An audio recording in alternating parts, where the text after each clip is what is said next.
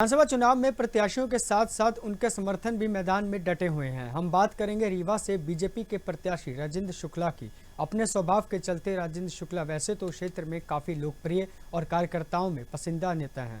वहीं यह वजह है कि पार्टी का हर एक कार्यकर्ता उनके चुनाव में पूरे तरीके से जुट जाता है, फिर चाहे वह साधारण कार्यकर्ता हो, पदाधिकारी हो या किसी निगम मंडल के अध्यक्ष।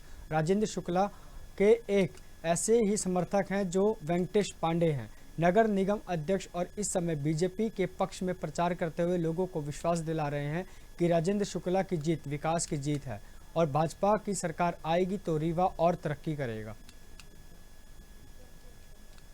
सरकार हमारी किस चीज का गतिरोध आएगा?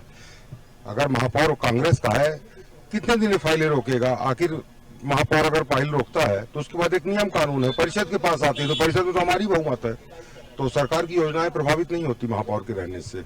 चुनाव का समय है और ऐसे समय में प्रत्याशियों के साथ साथ कार्यकर्ता और संगठन से जुड़े लगातार जनसंपर्क कर रहे हैं, नेता लगातार जनसंपर्क कर रहे हैं और सड़कों पर है, अपनी पार्टी की रीति नीतियों को जनता तक पहुंचा रहे हैं। हमारे साथ मौजूद है रीवा नगर निगम के अध्यक्ष वेंकटेश पांडे जी। इनसे जानेंगे सर क्या माहौल है इस समय रीवा का? अच्छा माहौल है। चुनाव की दृष्टि से अगर देखा जाए तो जनता का क्या मूड दिख रहा है? जनता पूरी तरह से भारतीय जनता पार्टी के साथ में है। रीवा विधायक वर्तमान मंत्री आदरणीय राजेंद्र शुक्ला जी द्वारा रीवा शहर के अंदर रीवा में बहुत सारे कार्य किए गए। जनता उन कामों को प्रोत्साहन देते हुए उनके साथ उनको वोट देने का मन बना चुकी है। सरकार बीजेपी की है और नगर निगम जो है वो कांग्रेस के पास है, तो ऐसी स्थिति में विकास को लेकर कहीं गतिरोध तो नहीं आता?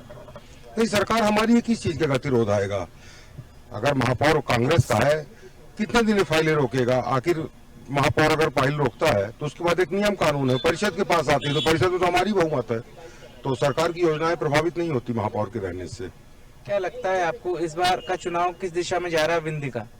बिंदु का चुनाव जिस तरह पिछली बार 24 सीटें लेके आए थे, उसी तरह इस बार भी हम 24 से ज्यादा ही सीटें लेके आएंगे, क्योंकि हम काम के आधार पे वोट मांगते हैं और विंध्य में भारतीय जनता पार्टी की सरकार बनी है, बहुत सारे काम हुए हैं। ये थे वेंकटेश जी, जिनका साफ तौर पर कहना है कि बीजेपी विकास के नाम पर वोट मांग रही है और निश्चित तौर पर स्पष्ट बहुमत आएगा। और यदि बात की जाए तो अब जनता का क्या रुख है, ये आने वाली 17 तारीख को देखना होगा। कैमरा पर्सन कृष्णकांत झा के साथ अभय मरकल, रीवा।